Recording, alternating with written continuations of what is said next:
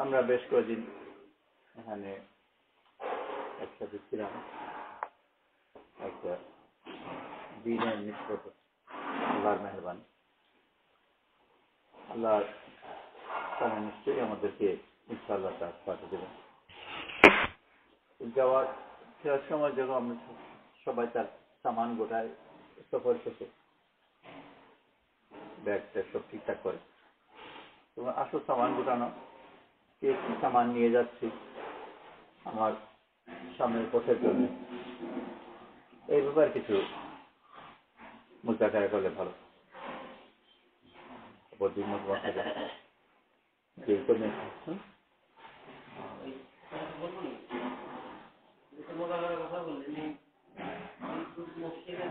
পানি গরম করা অনেকে উজু করা এগুলো নিয়ে উজু করা চলতেছে এটা সহ্য কতটুকু সহ্য যদি না হয় অন্য মসজিদে গিয়ে করলে তো মসজিদ আলাদা যাওয়াই বন্ধ আগে এবার আলোচনা হয়েছিল যে উত্তম চলো না করা আর করলে মসজিদের যে মাদার যারা তাদেরকে জিজ্ঞেস করে আর তার সাথে সাথে আবার এটা খরচও দিয়ে জিজ্ঞেস কর্তৃপক্ষ যিনি ওনারও ব্যবহারের হয়তো প্লাগ দেওয়ার অনুমতি চাই কিন্তু বিদ্যুৎ দেওয়ার অনুমতি নাই নিজে দিতে পারবেন না যেহেতু এটা ওনার ব্যক্তিগত জিনিস না ওরা বাসা হলে দিতে পারছেন মসজিদ দিতে পারবেন না যেহেতু আগে এটার মোজাকারা হয়েছিল যেটা যেন অনুমতি সাপেক্ষে হয় আর তার খরচ দিয়ে হয় আর উত্তম তো হলে ব্যবহার না করে তখন আমরা সামনের যে ফিরে যাচ্ছি কি নিয়ে যাচ্ছি এই ব্যাপারে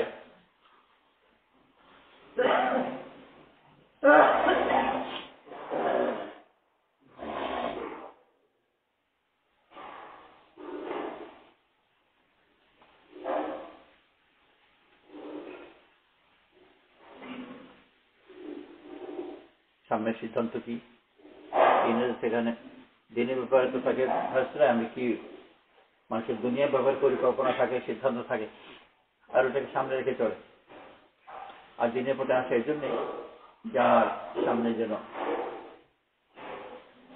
দিনের পরিকল্পনা দিনের সিদ্ধান্ত ওইটাকে সংশোধন করা আবার মনে করি না কিছু চিন্তা থাকে সিদ্ধান্ত থাকে আগ্রহ থাকে ওগুলো সংশোধন আমি আমার সামনের পরিকল্পনার মধ্যে আমার সিদ্ধান্তের মধ্যে আদৌ কোনো সংশোধন কিছু আনলাম কিনা যদি এনে থাকি সেই সংশোধনটা কি এগুলো আলোচনা মুজাকারা হলে নিজেরও ফায়দা হতে পারে অন্যদেরও ফায়দা হতে পারে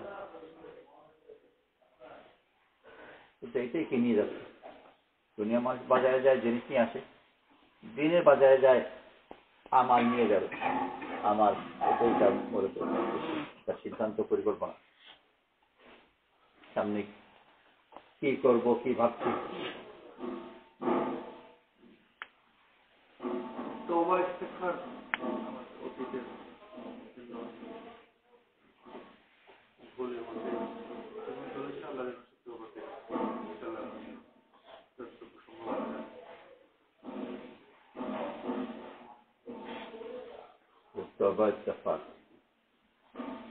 আর বলি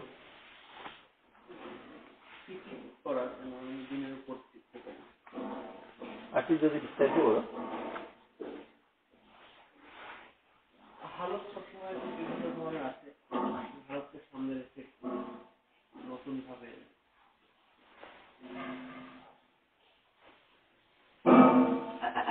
নতুন কোন ভাবে প্রায়োরিটি বাড়ানো যায় কিনা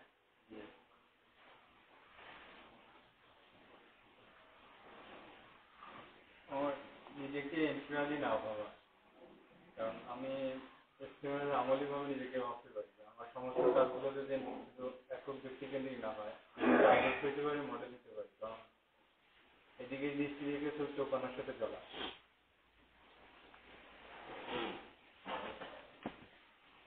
আমার সর্বাবস্থা যে হালতে আসে না কেন আমার সর্বাবস্থা যে হালতে আসে না কেন সবসময় আল্লাহ শুক্রিয়া আদায় করবো সুখের সময় আল্লাহ শুক্রিয়া আদায় করবো অসুস্থতার সময় আল্লাহ শুক্রিয়া আদায় করবো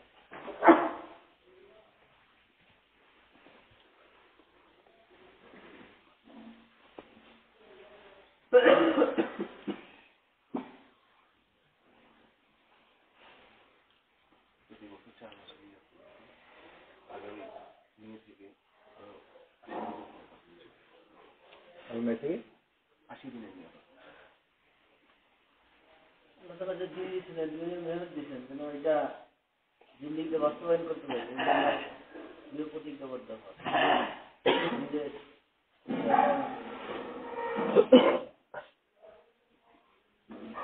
আগে মেহনত করতাম, তোমার লক্ষ্য আসলে ঠিক করা ছিল না, করতে হয় সেভাবে করে যাচ্ছে না।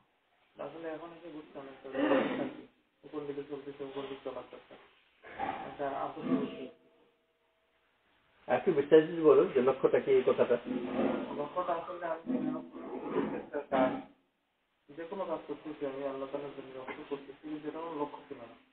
সবাই করতেছে, আমিও করতেছি নির্দিষ্ট কাজের ভিতরে, এবং আমার আমার মন মাইন্ড আর সামনের ভিতরে চলে যায়। আমি করতেছি, এটা করতে করতেছি, আসলে কিসের জন্য করতেছি, আমার লক্ষ্য কি, আমার আল্লাহ তাআলার পাওয়াই লাগবে, এই ধরনের নির্দিষ্ট একটা ইয়ে ছিল না। তো আমি অনেকটা বুঝতে পারছি যে আমার লক্ষ্যটা আরো ব্রড করা দরকার, আরো বাড়ানোর দরকার, কিছুটা বুঝে আসছি।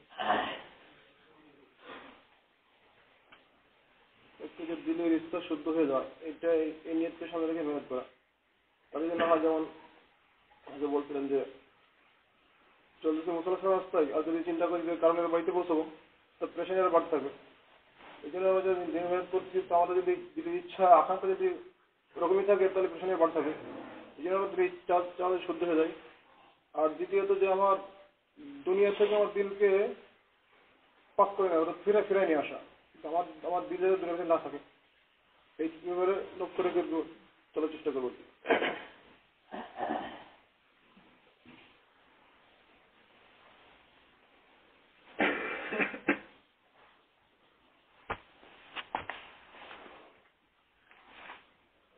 বিভিন্ন সময় তাবলিগের কাজ করার পর থেকে তো জীবনের আর একটা উদ্দেশ্য থাকে, দুনিয়াবী একটা কেরিয়ারের চিন্তা, কেরিয়ারকে রক্ষা করে বাকি পাশাপাশি তাবলিগ করার সবসময় একটা টেন্ডেন্সি ছিল। তো এখানে সার্ভিসে সফর করার পর বিভিন্ন সময় মনে হয়, তো এখানে আসার পরে এইবার সফরের মধ্যে একটা জিনিস মনের ভিতরে নিয়ে আসছে, সেটা হচ্ছে যে আমার কাজ হলো এই কাজ, দাওয়াতের কাজ। আর দাওয়াতের কাজের আমার লক্ষ্য আছে নিজেকে যে আল্লাহ হওয়ার যে নিয়ত, ওই নিয়ত মজবুতির উপরে নিয়ত, যে আমি এটাই হতে চাই। আর এর সাথে অন্যকে সেটা উঠানোর জন্য যা যা করা লাগে এটা নিয়ত করছি ইনশাআল্লাহ।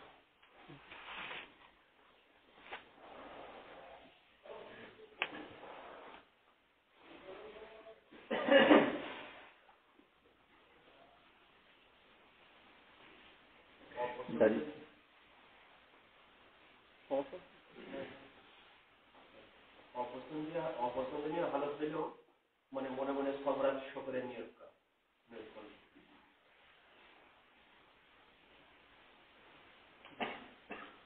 আমি যেন আল্লাহ তাআলার কাছে প্রিয় হই, পছন্দনীয় হই, যে আমার ব্যক্তিগত পুরা জিন্দেগিকে আল্লাহ তাআলা পছন্দ করে, আমার পুরা জিন্দেগি আল্লাহ তাআলা পছন্দ করে। আর এই মেহনত থেকে আমি আল্লাহর কাছে প্রিয় হই, আল্লাহর কাছে পছন্দ করি। এই মতে সাইডের মেহনত করে আমার যে আমার সব বের হয়ে যায়, আল্লাহ আমাকে কাছে আসে।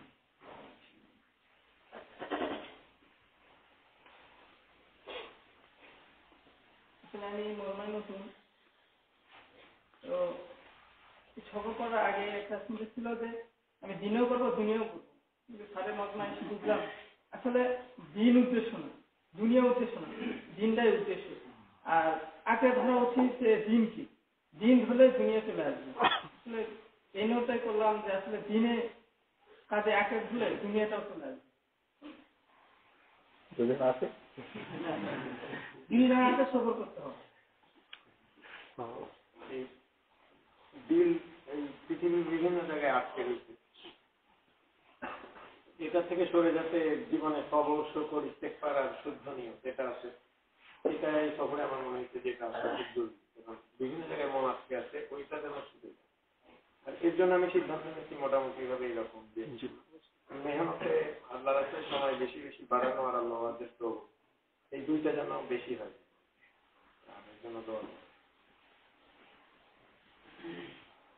একটা ঘটনা একাধিকবার আসছিল স্যারের বয়ানে, সেটা হচ্ছে যে রশিদ আহমদ গঙ্গি রহমতুল্লাহ একদিন যখন দাওয়াত করলেন আর উনি গেলেন, আর তখন ওনাকে পরীক্ষা করলেন আর এই কথা বললেন আমার ওষুধ ওখানে বসে খাওয়া কথা ছিল। এই ঘটনাটা খুব আর কি লাগছে। আর মানে এই ব্যাপারটা একটু ইয়ে করার দিলের ভিতরে বারবার মনে হয় যে কার জন্য হইতেছে। অনেকের জন্য হয়, তাবলিগওয়ালা ভাইদের জন্য হয়, আমি সাহেবদের জন্য হয়, এলাকার মুরব্বীদের জন্য হয়। তো এইটা একটু কমানোর নিয়োগ করছি আর কি।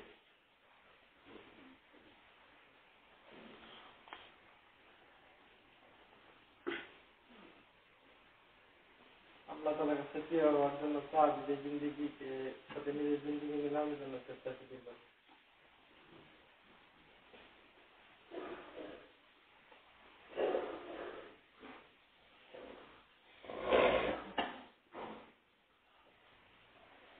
আমার কাছে মনে হয়েছে যে আগে একটা মানে সমস্যা ছিল যে আমার এই নিয়ে সমস্যা কেন সমাধান হয় না। তো এবার আমার কাছে মনে হয়েছে যে আমি যদি আমার লক্ষ্যকে নির্দিষ্ট না করি আর একান্তভাবে না লাগি তাহলে আমার এই সমস্যার সমাধান হবে না। তো সমস্ত এই যে নাই বলতেছিল পিছনে সম্পর্কগুলো যেগুলো মহাপার রাখতে আছে এগুলো কেটে দিয়ে একান্তভাবে আল্লাহর পথে যদি আল্লাহর কাছে ঢুকে পড়ি তাহলে অনেক সমস্যার সমাধান হবে। এটা আমার মেহনতের ব্যাপারে সুবিধা ছিল, মেহনতের ব্যাপারে মেহনতের ব্যাপারে দাওয়াতের মেহনতের ব্যাপারে কি কথা ছিল, ওদের ব্যাপারে ইস্তেকামত নিয়ে খুব ইনশাআল্লাহ।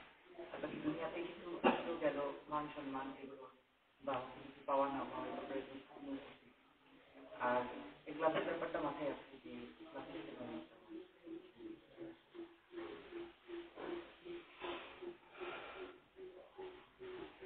আসবাবের দ্বারা নয়, আমলের দ্বারাই ফায়দা হবে। এই জন্য সর্বহালতে যে কোনো অবস্থায় যাতে আমাদের দিকে ছুটতে পারে, এর করে মজুদ থাকতে হবে।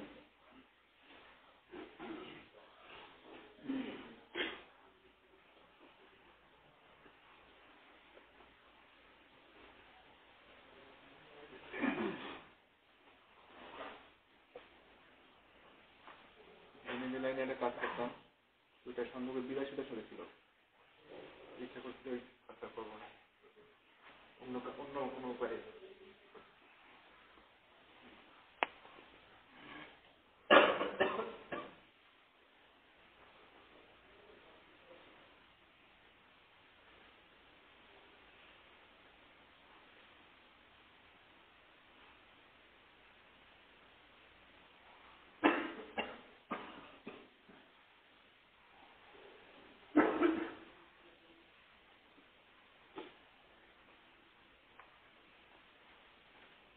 এই বছর বেশিরভাগই দুটো বা দুই ধরনের সমস্যার সাথে জড়িত থাকে, জীবিকা, উপার্জন ইত্যাদি, আর বিয়ে।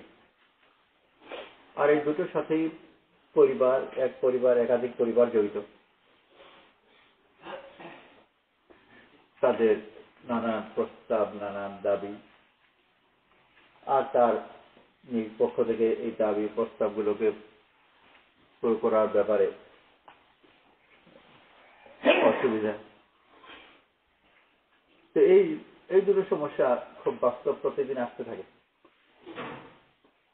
উপার্জন, জীবিকা, চাকরি বা ব্যবসা বা কি করবো, কি করছো, এই প্রশ্নগুলো, আর বিয়ে শাদীর ব্যাপারেও, এই ব্যাপারে সবার সাথে এগুলো প্রায় জড়িত। সমস্যা কি, সমাধান কি, এই লাইনে কিছু কথা বলবে।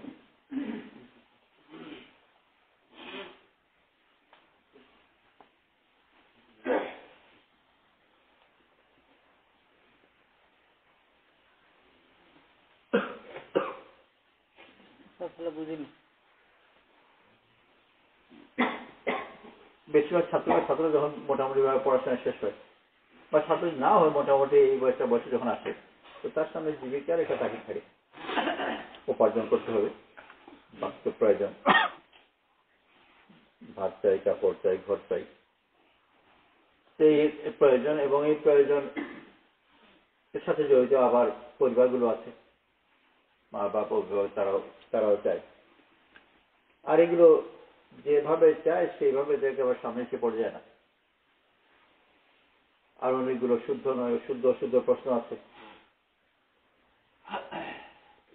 আরে একটা পরের ধাপই বাড়িটার সাথে জড়িত হচ্ছে আবার বিয়ে করা। নিজে তাকে যাচ্ছে পরিবার থেকে বলে বিয়ে করতে যায়, তো শ্বশুর বা হবু শ্বশুর জিজ্ঞেস করে বাবা কি করো?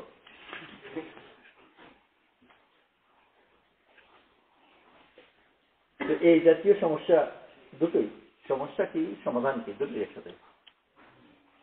এগুলো তো মোটামুটি ভাবে বেশিরভাগই এই সমস্যাটাকে শেখাতে হবে না, সেই ভালো সমস্যা জানে।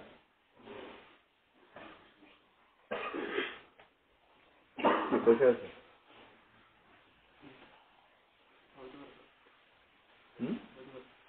হ্যাঁ, ব্যাপারে এই দুটোরই আলোচনা, একটু সমস্যা কি সেটারও একটু আলোচনা, আর তার সমাধান কি হতে পারে তারও।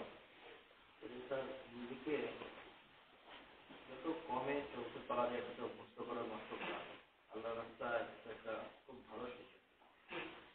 সব কিছুতে কত কমে আমি চলতে পারি, কত কম উপার্জনে, কত কম আসবাবে আমি চলতে পারি, এটা অভ্যস্ত করে তোলা। এটাতে নিজেকে অভ্যস্ত করতে পারলে অনেক কম বেতনের বা অনেক রুটির দ্বারাও জীবন চলতে পারে। খাইসে লাগামকে দিনে ধরে নষ্ট করা। বিবাহ শাদীর ব্যাপারে যখন আসবে তখন নিজের ভবিষ্যৎ সম্পর্কে বা নিজের জীবনের দর্শন সম্পর্কে কিভাবে আছে সময় পরিষ্কার ধারণা দেওয়া ওই পক্ষকে, যাতে প্রথমেই বুঝতে পারি কোনো যেভাবে বলে যে রোজি পিকচার না দেওয়া। তারপরে এটার উপরে নিজের ইস্তেকমাত থাকা যে যেটা তো বিয়ে আছে সেখানে একটা বিয়ে হবেই।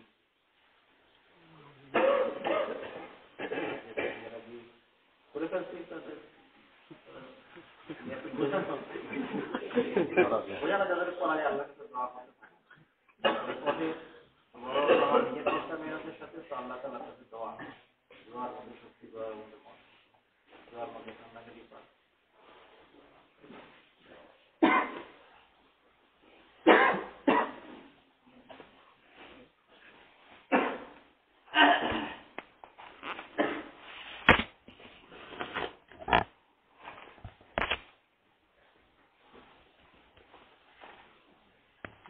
আমি পড়াশোনা করার পরে প্রথম তো বাসা থেকে চাপ কিছু একটা করতে হবে। তো বললাম যে আমি তো লেখাপড়া করছি, আপনারা তো বাড়ি ছিলেন, গ্রামেই ছিলেন, তো আমি তো এটা ভালো বুঝি আমার কি করা দরকার আসলে। তো আমি ইনশাল্লাহ কিছু একটা করবো, চিন্তা করার দরকার নেই, ওই সান্ত্বনা দিচ্ছি বিভিন্ন ভাবে। তারপরে বিয়ের ব্যাপারে, এখন বিয়ের জন্য মেয়ে করতেছে, কিন্তু মেয়ে এলাকা কি বলবো, আমি কি বলবো আমার ছেলে কি করে, তুমি যে আমার মেয়ে ঠিক করে। স্যার সাথে একটু স্যার বললো বিবাহের কথা, তো আমি তখন থেকে দোয়া করা শুরু করলাম আর কিরোলা থেকে। তারপরে প্রস্তাব পাইলাম, তো আমার আব্বু আম্মুকে পাঠালাম সেখানে, তো তারা দেখে আসে, আমি সেখানে গেলাম। তো আমাকে প্রথম জিজ্ঞাসা করলো কি করেন, তো আমি বললাম অনেক কিছু তো করি, কি করে খাই এটা পরিচয় জানতে চান, তো আমি এইভাবে বিয়ে করতে চাই না, কারণ আমি পেশা দিয়ে আমার পরিচয় দিতে চাই না। বিভিন্ন কাজ তো তখন দিনের উপরে মজবুত দেখে ওনারা, তো ওখানেই আমার বিয়ে হয়েছে আর কি। তো ওখানে আমি 2 ঘন্টা কথা বলে তারপরে তারা সবকিছু বুঝে তো অবস্থায় মেয়ে দিয়েছে। এই জন্য ওই দোয়া করা, ইস্তেগফার করা আর মজবুত থাকা যায়, তো ওটার উপরেই বিয়ে হবে ইনশাল্লাহ। ওই জন্য দিনদারির যদি মূল ইস্তেকামত থাকি তো ইনশাল্লাহ আশা করা যায় যে ওখানেই হবে। এটাই তারা পছন্দ করে। অনেকেই বিভিন্ন পরিবেশ থেকে বুঝতে, একটু বুঝালেই তারাও আসলে বুঝতে পারে যে আসলে আমরা তো এই দিনের কথাই বলি, কিন্তু পরে ওই বিভিন্ন আশেপাশের চাপটা বেশি চাপ। মেয়ে দেওয়া কোনো সমস্যা না, মেয়ে বিয়ে করাও কোনো কঠিন জিনিস না। এই জন্য দোয়ার ইস্তেগফারের সাথে আর পূজা করার সাথে ইনশাআল্লাহ। একটা কথা বারবার মনে হয় যে প্রত্যেক বছর চিল্লাই যাওয়ার জন্য যদি বাপ মা নিষেধ করে, পরিবার থেকে নিষেধ করে, তো এরপরেও চলে তো যাইতেই হবে, প্রত্যেক বছর হিসাব ঠিক রাখার জন্য।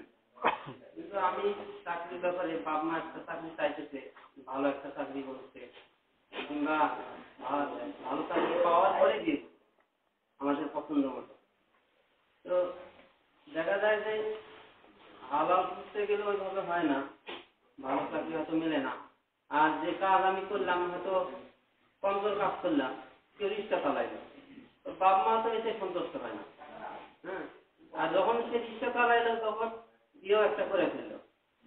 তো দুইটাই বাপ মারাও মতো হয়ে গেল। এদিকে হাদিসের ভেতরেও বারবার আছে যে বাপ মার সন্তুষ্টি, পিতার সন্তুষ্টি, আল্লাহর সন্তুষ্টি, তো বাপ মাকেও সন্তুষ্ট করতে হবে। এই দুইটা মিলানো একটু কঠিন হয়ে যায়। এইটা একটু প্রশ্ন লাগে আর কি, আসলে কি করা উচিত? দ্বিতীয়টা মা বাবার পছন্দ মতো করেনি। মানে যতক্ষণ না চাকরি পায় তখন বিয়ে করাতে তারা লাগে, তখন চাকরি না হলে তো বিয়েও তো হবে। চাকরির আগে তো নিজেটা করে নিলে, তারপর চাকরিটা যদি হয় তখন মা বাবার পছন্দ মতো আরেকটা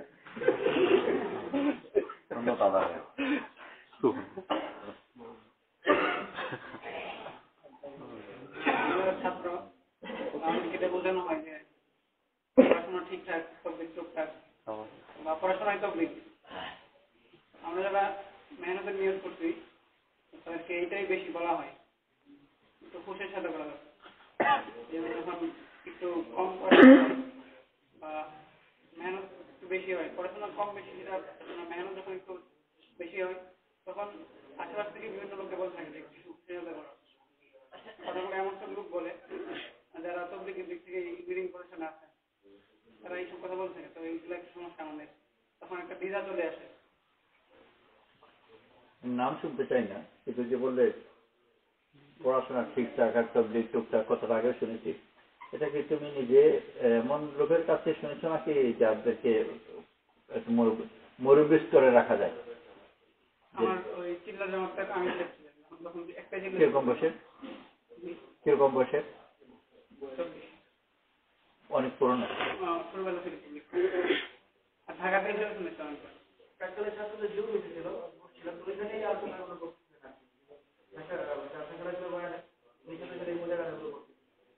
আর এই জাতীয় কথা ছিল না আগে যে ঠিকঠাক টুকটাক?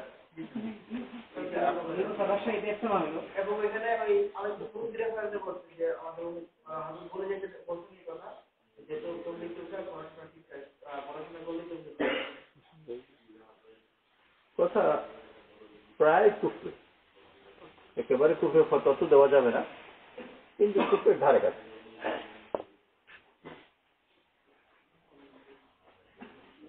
আমরা একজন এদিকে লোক আছে, উনি বললেন যে আসছি পঁয়ত্রিশ জেলারও, আর যদি মানে পড়ালেখার কোনো চাপ থাকে বা কলেজ যদি খোলা থাকে ক্লাস ক্লাস হয়, তখন পরবর্তীতে যদি কোনো সমস্যা হয় তাহলে সেটা দেওয়া দরকার।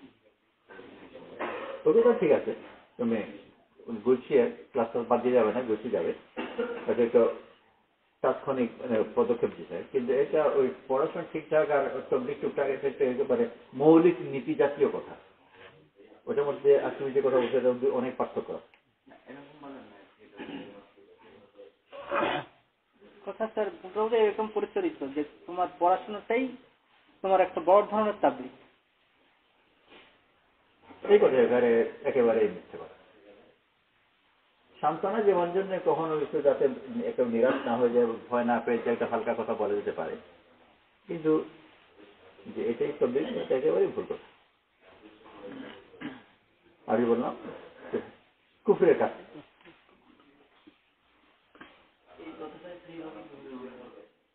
এরপরে বলা কি দরকার?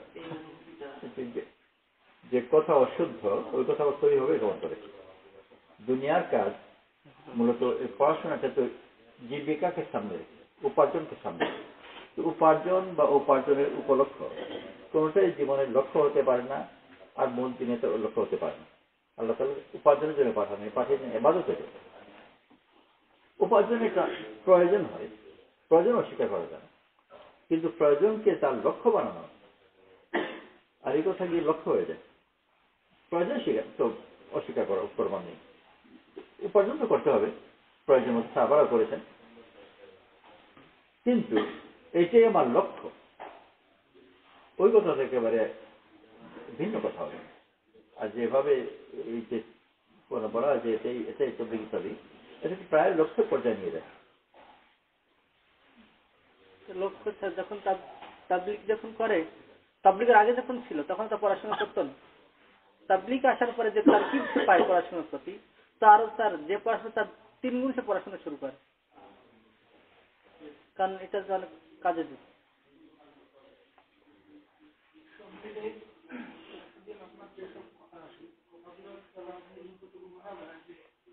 আমরা যেটাকে বাস্তবতা মনে করি এটার সাথে সাংঘর্ষিক সম্পর্ক। এর উপরে উঠতে গেলে আমাদের সাথে নিজের পারিপার্শ্বিকতা, আমাদের নিজের চিন্তায় দুর্বলতা সব দিক থেকে যারা সম্ভব মনে হয় পরবর্তী স্তরে যদি উঠতে চায় তার জীবনের হালাতগুলো নমুনা বলতেন পরবর্তীতে সেগুলো কীভাবে ওয়ার্কেট করবে সেই উপরে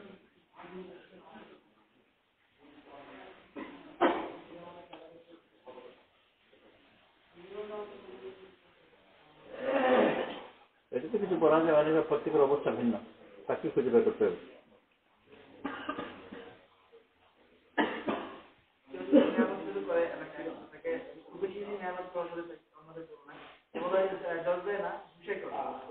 আর এই উদাহরণ দেয় যে কাজনী পড়াশোনার মতো একসাথে পার হয়ে যাবে, খুবই সাথে ক্লান্তি বসে যাবে। যতটুকু মুরব্বীরা বলেন মেহনত এতটুকু মেহনত যদি কেউ করে তো তাকে এই কথা বলা হয় বেশি না, বেশিটা করতেই পারবে অন্যদের যদি বেশি করে সেই কথাগুলো বলায়। তো এক্ষেত্রে দেখা যায় যে আরো বিভিন্ন মধ্যে রেফারেন্সে বলে আর তখন তাকে বুঝানো যায় না আমার করে তিনি আমাদের যাওয়ার ব্যাপারে বা অন্য কাজ করার ব্যাপারে ঠিক আছে কি বলবো।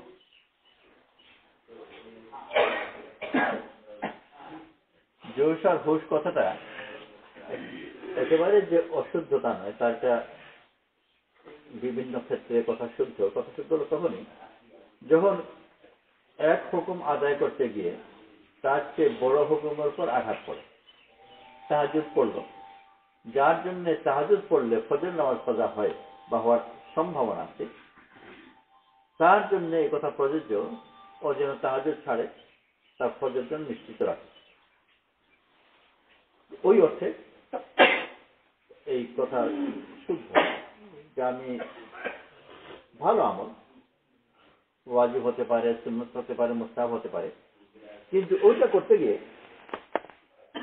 এর চেয়ে বড় হুকুম ভেঙে যাবে, একটা এরকম দূর সবে কোথাও হতে পারে, তাছাড়া অর্থহীন হয়ে গেল, কিন্তু সামনে মোটামুটি দেখা যাচ্ছে যে এর চেয়ে বেশি জরুরি হুকুম লঙ্ঘন হওয়ার সম্ভাবনা। জমাতে চলছি, তো যে কোনো অবসর সময় দেওয়া হলো বিশ্রামের জন্য, যেহেতু আমার নিজের এফিয়ার আছে, বিশ্রাম করবো না, তিলাওয়াত করি, তো তিলাওয়াত ভালো। যে মনে করে যে যদি এখন তিলাওয়াত করি তাহলে তালিম সঙ্গে ঘুমাবো, তো তার জন্য তিলাওয়াত করা ঠিক হবে।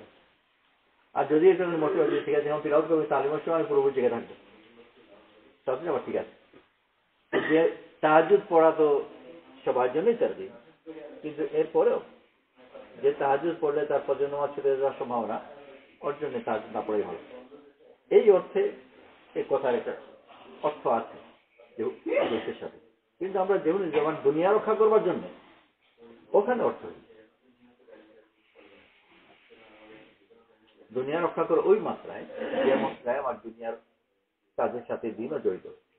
আমি তবলিগ করলাম, ব্যবসা নষ্ট হয়ে গেল, চাকরি চলে গেল, কিন্তু ওই ব্যবসা চাকরি সরাসরি যদিও দিন নয়, কিন্তু এটা কারণে যে আমি ওই মাত্রায় পেরেশান হই, তা হতে পারে, তখন তার আবার দিনদারিও ছুটে যাওয়ার আশঙ্কা।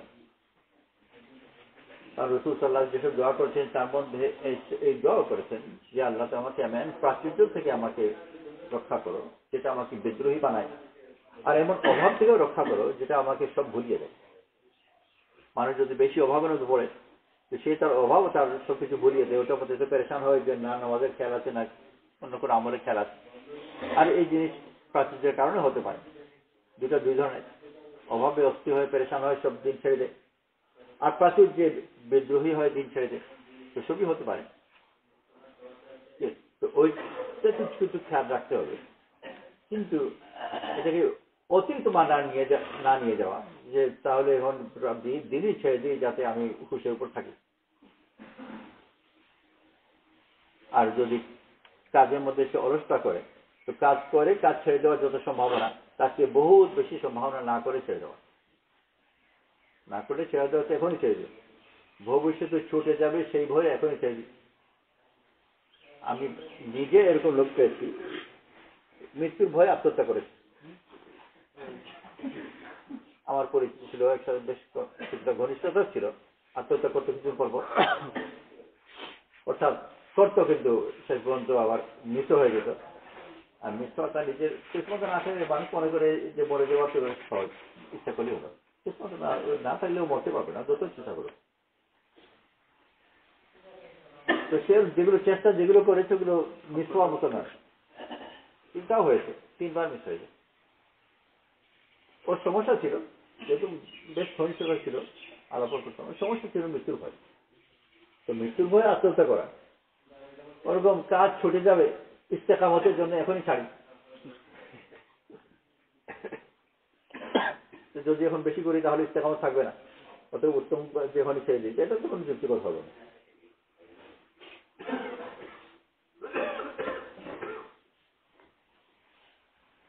তো ওইটা আবার শুদ্ধ আছে যে যেখানে আমার অন্য হুকুম এবং জরুরি হুকুম নষ্ট হওয়ার সম্ভাবনা, সেখানে তুলনামূলক ভাবে ছোট হুকুম যেটা, ওইটা বরং ছাড়ি, যাতে আমার বড়টা না ছুটে। সাধারণ মানুষ যারা অত বেশি রোজা রাখতে অভ্যস্ত নয়, যদি শাওয়াল মাসে রোজা রাখে বেশি, তাহলে রমজানের রোজার ব্যাপারে আঘাত হতে পারে। তো তাদের জন্য শাওয়ালের রোজা না রাখার হতো, যে পারে তার জন্য অসুবিধা নেই।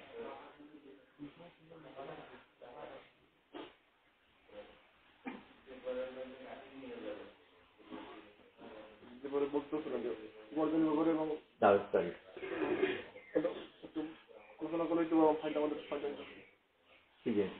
উপার্জন করে শুদ্ধতা এগুলো তো সবসময় বোঝা গেল হচ্ছে শুদ্ধতা অশুদ্ধকে প্রতি নিজের যখন এটা যে অবস্থার সম্মুখীন হচ্ছে নিজে বাকি বিস্তারিত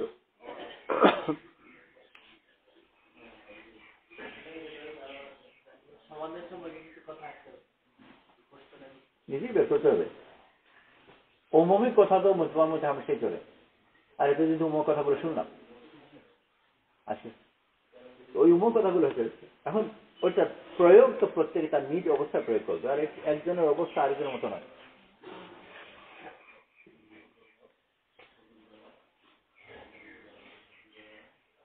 দিক নির্দেশনা বিয়ে এবং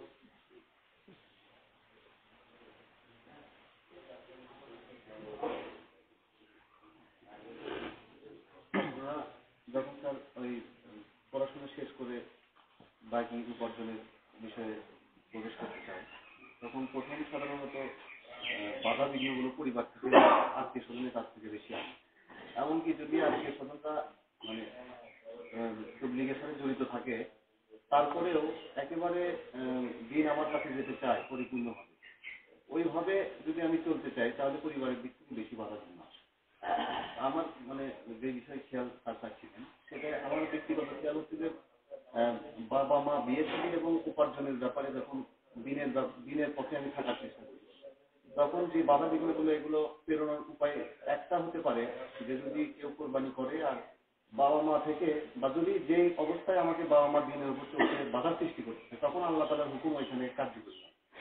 আশরাফ আলী থানভী রহমতুল্লাহ কিতাবের ভিতরে লিখছেন যে আল্লাহ তাআলার হুকুমের বিপরীতে কারো হুকুম কোরআনের আয়াতে লিখেছেন। একজন ব্যক্তি তিনি আশরাফ আলী থানভী রহমতুল্লাহর কাছে আসলেন এবং বললেন যে আমি বিবাহ করেছি, তো আগে আমি বাবা মাকে যে পরিমাণ অর্থনৈতিকভাবে হেল্প করতে পারতাম এখন সেটা পারছি না। তো আশরাফ আলী থানভী রহমতুল্লাহ বলছেন যে এটাই তোমার জন্য ঠিক আছে, এখন যদি তোমার কমেও যায় বা এই ধরনের, তো চেষ্টা করা যে যদি আমার দিনের ওপর চলার জন্য তাদের থেকে পৃথক হওয়া যায় এটাই উত্তম, যদি আমার দিনের ওপর চলার জন্য তারা বাধা বিঘ্নের সৃষ্টি হয়।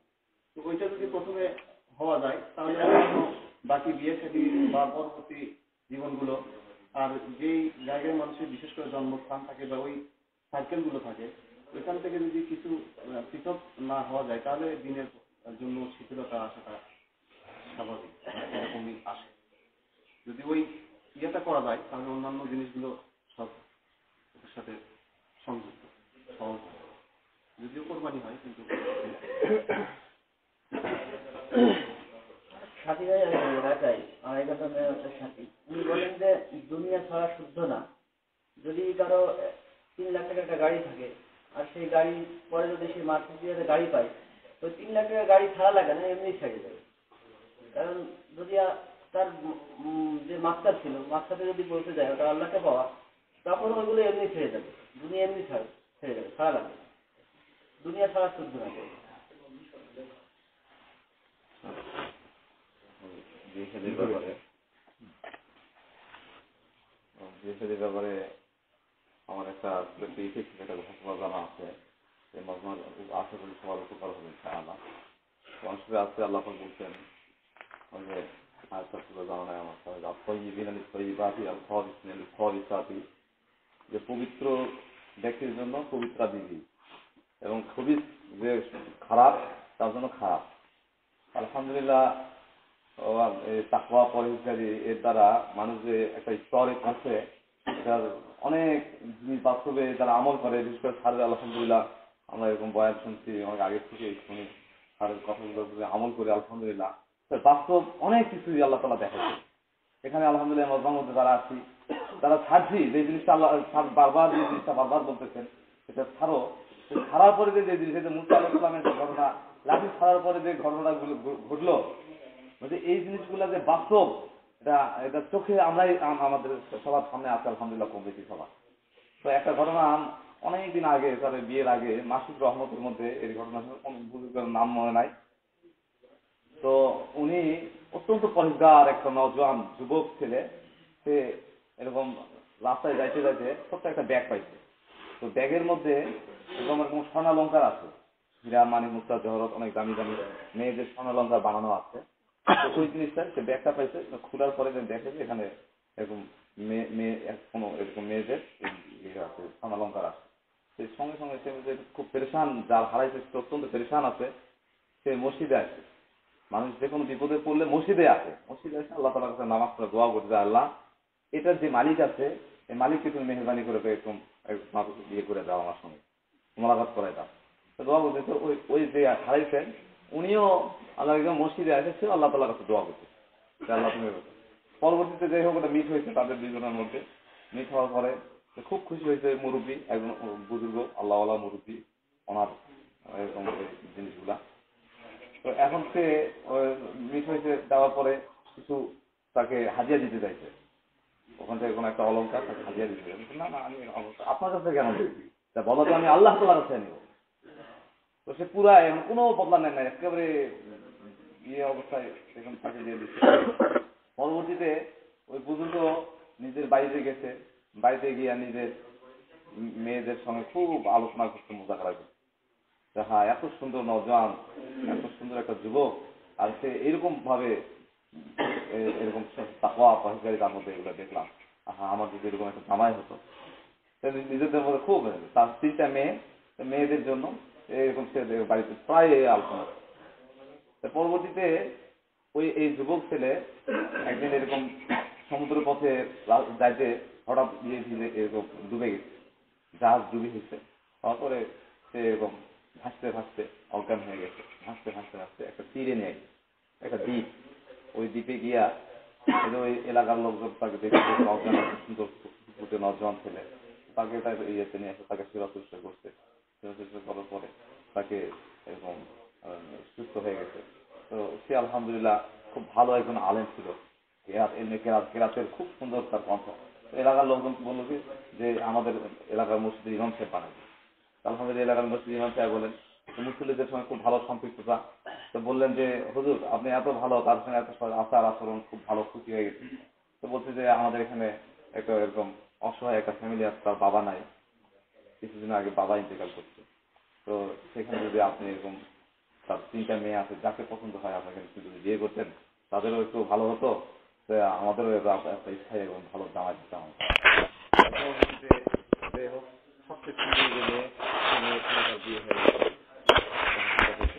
বিয়ে হওয়ার পরে যে বাসর ঘরে, তো ওই স্বর্ণালঙ্কার যেগুলো সে হারাই এরকম দেখছিল, পাইছিল, খুঁজে পেয়েছিল, তো ওই স্বর্ণালঙ্কার গুলো তার বাসর ঘরে যে দেখাই আশ্চর্য হয়ে গেছে।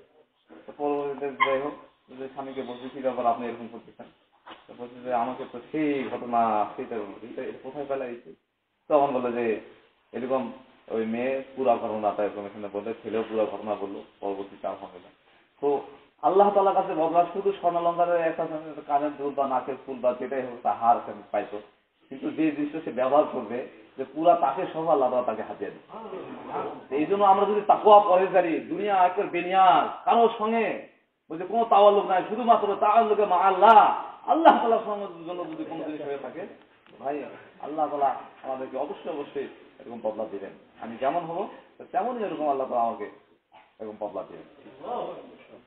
অনেক সময় দেখা যায় যে ইউনিয়নে জামাতে মসজিদে সত্যিরা বলে যে ইউনিয়নে জামাতে কিন্তু মার্কেটে মাসুল আছে বা হালকা মাসুল আছে বা চিল্লা তশকিলের জন্য যদি অন্য হালকে যাওয়া যায় চিল্লা আসার আগে অন্য হালকে করার জন্য তুই হালকা সাথে অভিযোগ আছে এখানে মানে তোমাদের হালকা বাইকে এখানে চিল্লা আসছে তো ওই নিজে হালকা ছেড়ে অন্য হালকে যদি তশকিলের জন্য যায় কিংবা অন্য ইউনিয়নে অন্য হালকে জামাতে মসজিদে সাথে অনেক কথা বলে ওই ক্ষেত্রে কোনো উত্তর দিব না চুপ থাকবো আর আমাদের এটা কি প্রসঙ্গ নাকি যেখানে কথা হচ্ছে?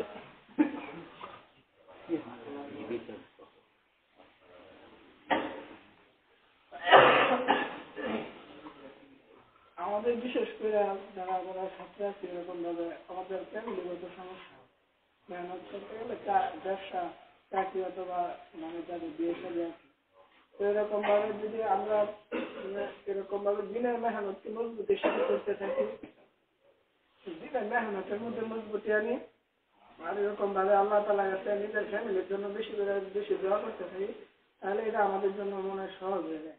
এরকম ভাবে আমি নিজে থেকে যদি এরকম ভাবে কোরবানি করার নিয়ত করি তো কোরবানি করতে পারবো, কিন্তু যদি বাসা থেকে নিজের ফ্যামিলিকে চাপ দেয় ফ্যামিলিরা দিন রান্না হয়ে যায় তাহলে আমার জন্য একটা কোরবানি করা কঠিন হবে। এই জন্য নিজের থেকে মেহনতকে মজবুতির সাথে করা আর মেহনত করতে থাকা আর আল্লাহ তাআলার কাছে নিজের ফ্যামিলির জন্য দোয়া করতে হবে।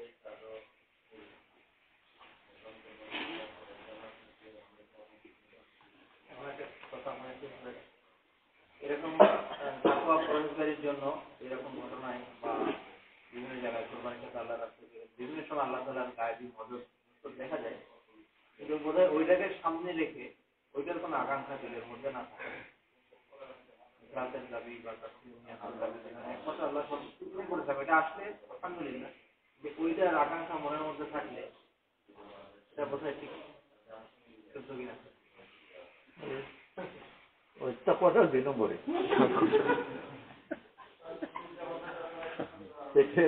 তাকওয়া দিন যদি একটা ভালো জিনিস লেগে যায় হাঁটবার সময় ব্যাগটা নজরে পড়ে কিনা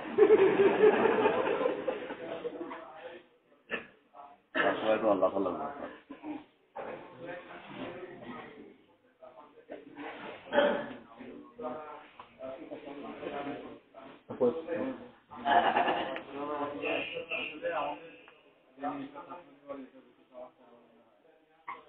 আমাদের প্রয়োজনের জন্য আমরা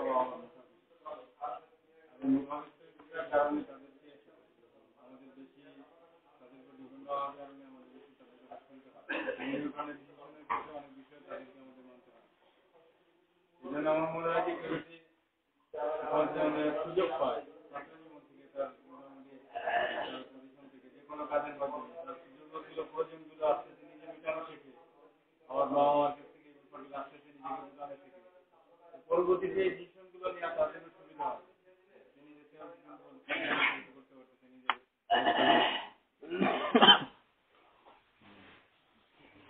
আর্থিক স্বনির্ভরতা অর্জন করে মা বাপ থেকে দূরে চলে যাওয়া কুফরি মিজাজের জিনিস। যতদিন ঠেকা আছে বাবার কথা মানলাম, ঠেকা নেই শেষ, ওটা শুদ্ধ নয়।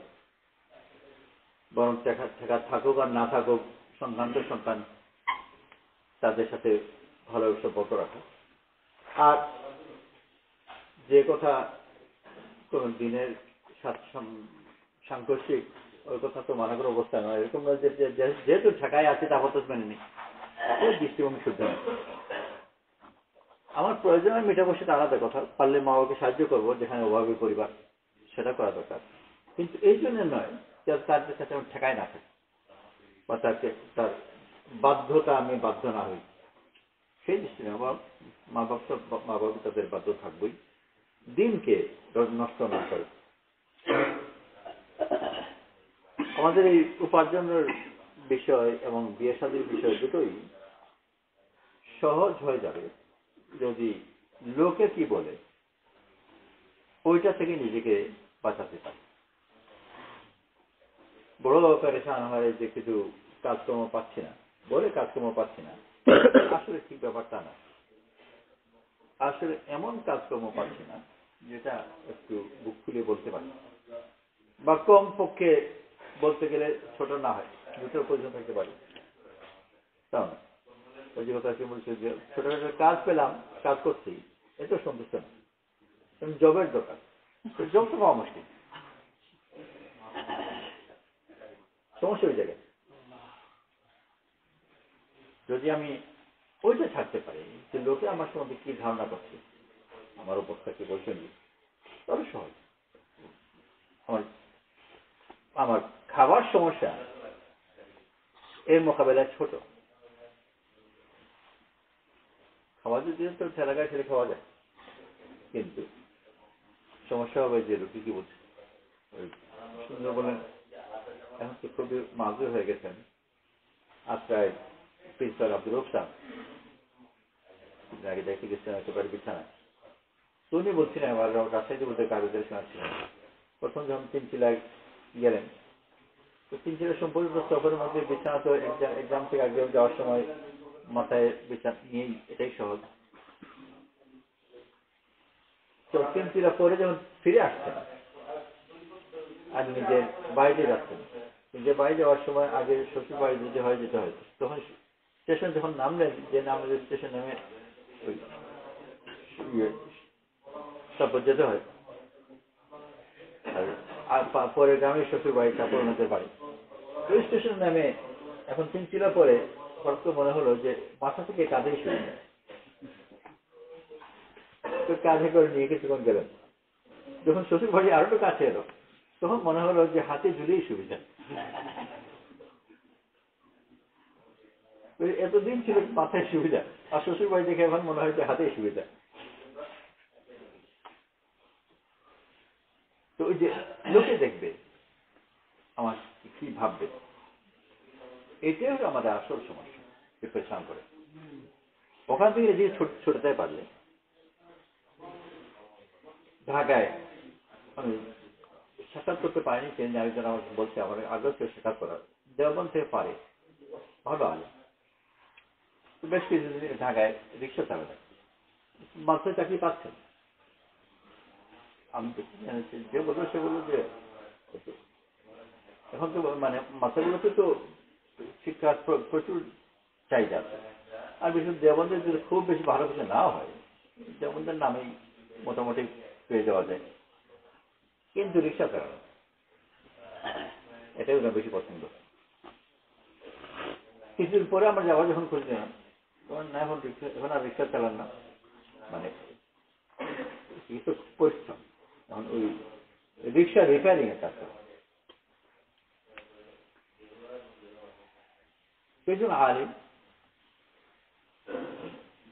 উস্তাদ হতে পারেন, হুজুর হতে পারতেন, না হয়ে হচ্ছেন রিক্সাওয়ালা।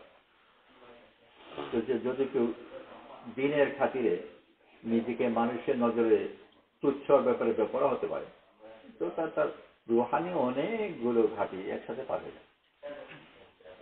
সে মক্কা শরীফে ছিলেন, সে মাকুব রহমতুল্লাহ আলাইহি, উনি একেবারে প্রথম যারা দিকে লেগেছে আরব, তাদের মধ্যে অনেক পুরনো ছিলেন, ইন্তেকাল করেছিল। তো উনি মক্কা শরীফ ওনাদের বাড়ি, সিঁড়িতে বসে আতর বিক্রি করতে আরম্ভ করলেন এক সময়। তো সেই মসজিদে সিঁড়িতে বসে আতর বিক্রি করা, এগুলো ওই বার্মিজরা করে, বাঙালিরা করে, যারো ফুটপাতে যা কিছু চোখার দিন করে, আরবরা কখনো এগুলো কাজ করে না। তো ওনার ছেলেরা ওনাকে বললো যে আপনার কত টাকা দোকান, এখানে বিক্রি করতে পারি, টাকা আমরা দেবো। ওই টাকা তো আমার নিজেরই আছে, তোমার কাছে টাকা আমার কি দোকান, তাহলে এখানে বসে আর তো বিক্রি করতে গেলাম, হাত বিক্রি করে আমার কাজ, এটা আমার দরকার। এইটা এই কাজ যিনি করছেন, এটা ছোট কাজ, এই জন্য টাকার মতো কাজ। আর ছেলেরা খুব ঠেলাঠেলি করছে, যত টাকা চান দেবো, আপনি এখানে বসেন। আমাদের মান সম্মান সব ডুবলো, কিন্তু ওখানে বসে আল্লাহওয়ালাদের ইতিহাস দেখা যায় পেছনে, একেবারে দিনে কোনো কাজ করতে না, এরকম ওলি আল্লাহ কম পাওয়া যায়। বড় একটা অংশ পাওয়া যায় যার কিছু ইউজ করতেন, কিন্তু একেবারে ছোটখাটো কাজ করতেন।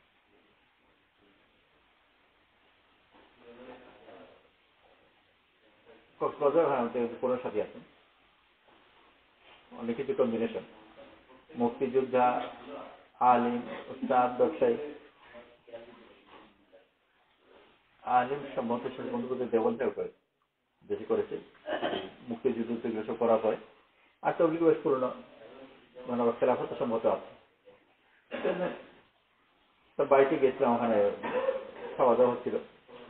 বলে ওনার পীর, সে একজন ধনী লোক, নিজেও ধনী লোক, আলিম, আবার মুক্তিযোদ্ধা। কিন্তু ওনার পীর তখন বলছিল, এবং এই কথা খুব গর্বের সাথে বলছিল যে শেখ উনি বেগুন চাষ, কিছু বেগুন টেগুন চাষ করেন, আর ওগুলো নিজের মাথায় টুকরিতে করে এনে বাজারে এসে বিক্রি করেন। এই নিয়ে ওনার মুরিদ খুব গর্বিত। সম্ভবত স্থানীয় মতো আলাই এসেছিলাম, কি জানি না, এখনো আছে এরকম, সে মাথায় করে টুকরিতে করেন, বেগুন বিক্রি করে। আর তার আবার মরিদানও আছে, গাড়ি বাড়িওয়ালা। মানুষের দৃষ্টিতে নিজেকে ছোট করতে রাজি হওয়া, যে আমাকে একজন মানুষ তার ছেলের সাথে কথা বলল। আমি নিজে তো ছোট হতে রাজি আছি, যেমন আমাকে সব দিয়ে গেলাম, আল্লাহর ওয়াস্তে ছোট হচ্ছি, কিন্তু কেউ যে এই না এখানে কেউ এখানে বসো, চিনে না। তখন আবার দেখা হচ্ছে আমি কি অর্ডিনারি লোক নাই, আপনি কি ভেবেছেন? এখানে ছোট হতে এসেছে, কিন্তু কেউ একবারে ছোট, আপনি কি ভেবেছেন?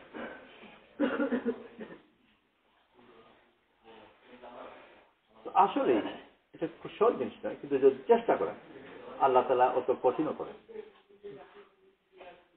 চেষ্টা যদি এই জিনিস করতে পারেন, বাকি জিনিসগুলো সহজ। আমাদের যে কথা বললাম যে জীবিকার ব্যাপারে আমার প্রয়োজন মতো উপার্জন অত কঠিন নয়, কিন্তু আমার কৃত্রিম প্রয়োজন যেগুলো, যে লোক দেখাবার, ওটা কঠিন। তাহলে আমাকে বিনষ্টি করবো, নিজেকে রাজি করার চেষ্টা করি। ওখানে গিয়ে তারপর প্রশ্ন আছে যে ঠিক আছে আমি তো রাজি আছি, আমি একদম মজদুর হয়ে গেলাম, কিন্তু আমার পরিবার যে রাজি হয়, পরিবারকে রাজি করার দরকার নয়। আর এইসব ক্ষেত্রে বেশিরভাগ ক্ষেত্রে অজান্তে যেটা হয় যে আমি যে রাজি, আমি আসলে ওই 2-3 আনা রাজি, আর পরিবার যখন আপত্তি করে তো ওইটাকে আমার নিজের রাজি না হওয়ার ছোট মা, আমি তো রাজি আছি কিন্তু মা বাবা পান না, তো সেইটা দিয়ে মা বাবার উপর পার করে দিলাম। আমি যদি রাজি হয়ে যাই তো মা বাবা কি আর করবে, মানবে। আমি যদি দিন থেকে রাজি হই তো মা বাবার উপর তা আসর করবো। আর আমি নিজেই আমার মনের ভিতরে দুদুল্যমান থাকি, এটা ট্রায়াল হিসেবে দেখি কিছুদিন ফকিরগিরি করে কি হয়, তাহলে তারাও ওরকম দুদুল্যমান হবে। চেষ্টা করা একেবারে একসাথে হয়ে যাবে জানেন। আল্লাহ তাআলা যে চেষ্টা করে, আল্লাহ তাআলা যে ইখলাসের সাথে চেষ্টা করে অল্পটুকু সে হতে পারবে, পরে এমন হতে পারে যে আল্লাহ তাআলা তার চেষ্টাকে কবুল করে। আল্লাহ করবে, ও নিয়ত করবে যে আমি অহংকার মুক্ত হওয়ার জন্য ছোটখাটো একটা কাজ করব, তো ছোটখাটো একটা কাজে একটু চেষ্টা করবো, কিন্তু মন তৈরি করা অত সহজ ব্যাপার না। ভাবছি চেষ্টা করছি কিন্তু আবার হয়েও না, মন পেছনে সরে যায়, আবার আসর পড়ে পরিবার লোক বলে এইটা বলে ওরে আসর পড়ে করতে অগ্রসর হতে পারছে না। আল্লাহ যদি তার এই চেষ্টাকে কবুল করেন, কখনো কখনো আল্লাহ তাআলা তাকে বাধ্য করবে,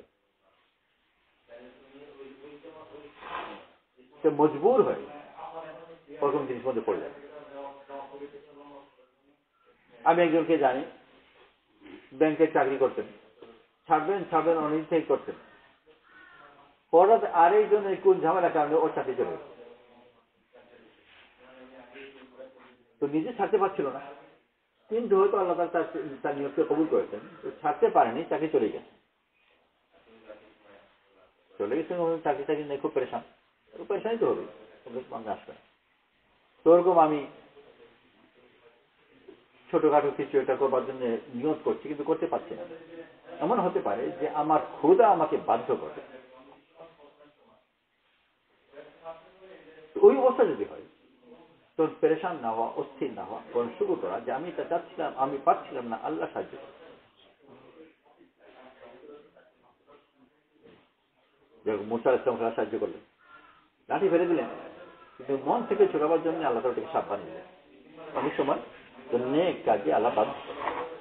রাসূল সাল্লাল্লাহু আলাইহি ওয়াসাল্লামের দোয়া আছে, খুয ইলাল খাইরি বিনাওয়াসিনা, আল্লাহ তুমি আমাকে বা আমাদেরকে ভালোর দিকে, মঙ্গলের দিকে নিয়ে যাও কপালের চুল ধরে। নামাজের সামনে চুলকে নিয়ে, সামনে চুল ধরে নিয়ে যাওয়া মানে খুব লাঞ্ছিত করে নিয়ে যাওয়া। আগের জমানায় এরকম ছিল, কোনো দাস দাসীকে রাগ করে তার মালিক সামনে চুল ধরে টেনে টেনে নিয়ে যাচ্ছে, ওই দৃশ্য যে লাঞ্ছিত করে, অপদস্থ করে তার চুল ধরে টেনে নিয়ে যাচ্ছে, আর চুল ধরে সামনে কপালের দিকে চুল ধরতো, আর মাথা নিচু করে মালিক তার চুল ধরে টেনে হেঁটে নিয়ে যাচ্ছে। রাসূল সাল্লাল্লাহু আলাইহি ওয়াসাল্লাম ওরকম দোয়া করেছেন, খুয ইলাল খাইরি বিনাওয়াসিনা, আল্লাহ তুমি মেহেরবানি করে আমার কপালের চুল ধরে ভালোর দিকে নিয়ে যাও। তো অনেক সময় ভালো করতে চাই, নিজে যেতে পারি না, আল্লাহ তাআলাই মেহেরবানি করে মজবুর করে দেন, তখন কারণ কষ্ট হয়, মজবুর। কিন্তু এর মধ্যে ফেরা, হাদিস শরীফে আছে যে কিছু লোককে জান্নাতে ফেলা হবে সোনার শিকলে বেঁধে, টেনে হেঁচে নিয়ে নিয়ে তাকে জান্নাতে ফেলে দেবে। বড় আজীব হয়েছে, জান্নাতে যেতে চায় না, তাকে সোনার শিকলে বেঁধে টেনে নিয়ে একেবারে সন্ধ্যমুখী করে জান্নাতে ফেলবে। সমস্ত শাহওয়ালিরা এই হাদিসের ব্যাখ্যার মধ্যে লিখেছেন যে যারা দুনিয়াতে নেক আমল করেছে বাধ্য হয়, ঠেকায় পড়ে নেক কাজ করেছে, তো সে জান্নাতে যাবে ঠেকায় পড়ে। আল্লাহ তাআলা তাকে কিসমত তার আছে, নিজে আমল করছেন, আল্লাহ তাআলা তাকে বাধ্য করেছেন, বাধ্য করে এখানে আমল করিয়েছেন। ওর জন্য তো সে যেতে চাইবে না, তাকে বাধ্য করে নিয়ে ফেলবে। তো যদি আল্লাহ তাআলা এরকম করে, না শুকর আদায় সে আমার ইচ্ছাকৃত আমল করতে পারবে আরো ভালো, না পারি আল্লাহ যদি আমাকে নেক অবস্থা মজবুর করেন, আমি আমার অহংকার থেকে নিজেকে মুক্ত করতে পারছিলাম না, আল্লাহ তাআলাই আমাকে এমন অবস্থা ফেললেন যে এখন আমার অহংকারের কোনো জায়গা নেই। আমরা আসলে মনে হচ্ছে আমি আবার অহংকার পেয়েছি, মাত্র একজন ছাত্র, তাও সেকেন্ড ক্লাস, আমার আবার অহংকার কিছু খোঁচারে দেখা যাবে যে কত অহংকার কিছু ভিতরে ভরা।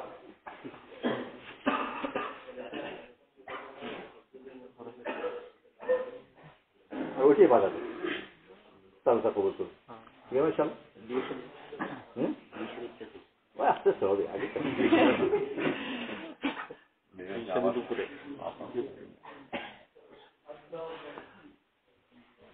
খুব মস্ত